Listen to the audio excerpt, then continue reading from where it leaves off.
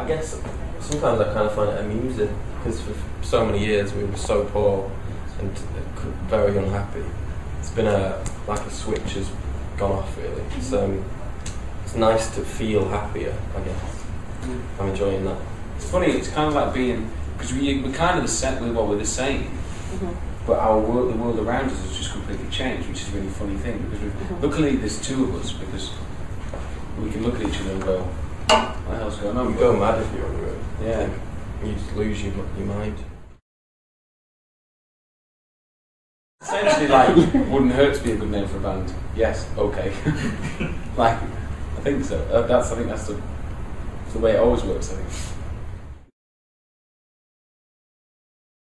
I think it's good to evolve, but I don't think we could realistically ever make dance songs or songs that are very happy, because it's the type of music we write and we're comfortable doing that. But I think it's definitely can evolve a little bit.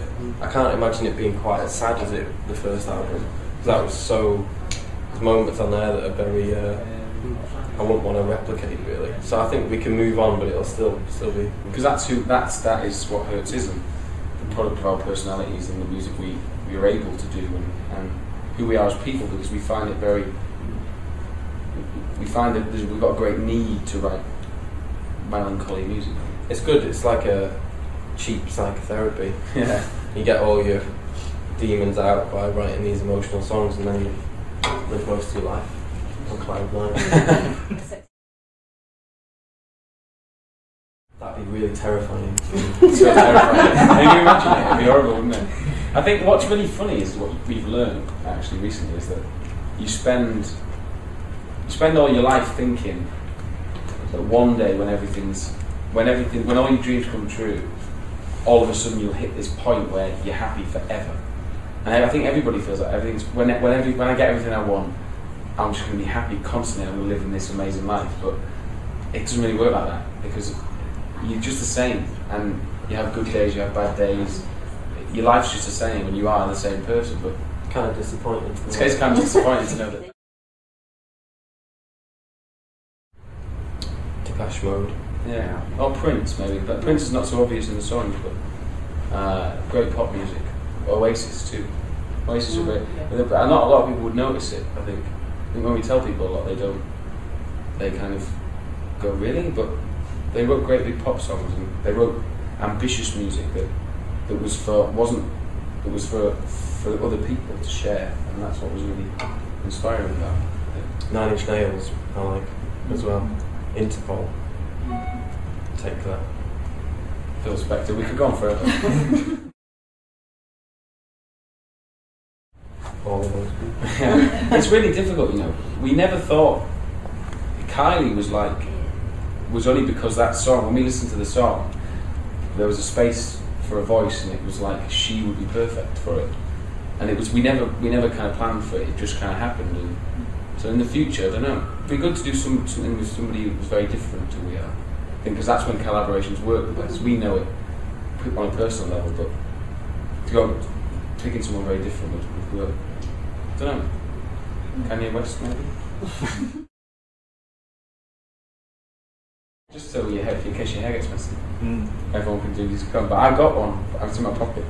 I always have one, but they're useful. They're very useful. If it's windy or it's rainy, it's always in my pocket. So it depends. If I put my hand in my pockets, then maybe. Or if my hair gets messy.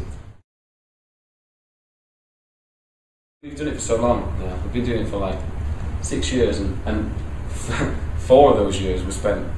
We didn't really see anybody else except each other when we wrote music every day. So it's great, and it's great to have somebody else with you. What Hurts is a meeting point of our two sets of abilities and personalities, I guess, and so more so than our last band.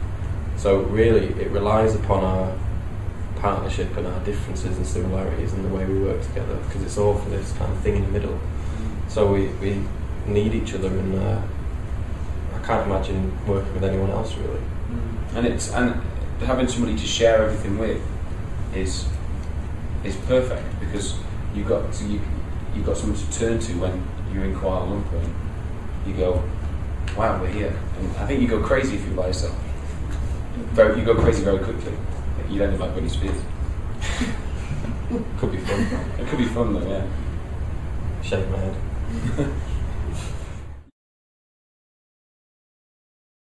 Can't give up the fight. You've got to live the dream. We were in Coachella and it was like 38 degrees in the desert. Still wore suits. I'm gonna wear shorts and a t-shirt tonight on stage. A gadget. He's gone geeky with it. It's I mean, the obvious one for us is a computer, a laptop, because all the album was written. It terrifies me to lose my laptop. We didn't, when we wrote our album, we had a room. We're not the type of band that got lots of equipment and lots of like synths and stuff. We just had a computer and a microphone and a keyboard. We had these big ideas when we got our record deal. We were like, oh, let's build a studio, get all this equipment, it'd be amazing. We ended up a year later in a dark room with a puddle in the corner because rain was coming up with this computer with no lights, no windows, and we'd gone completely mad. Yeah, that was it. So it was all done on the computer, so that's the most important thing to us, I think. It's been there for us when no one else has. We'll name it now. Okay, we name it now. Let's name it. We'll call it Malaysia, yeah. We'll call it Mal. Yeah, Mal. Mal. Mali. Mali. Mali.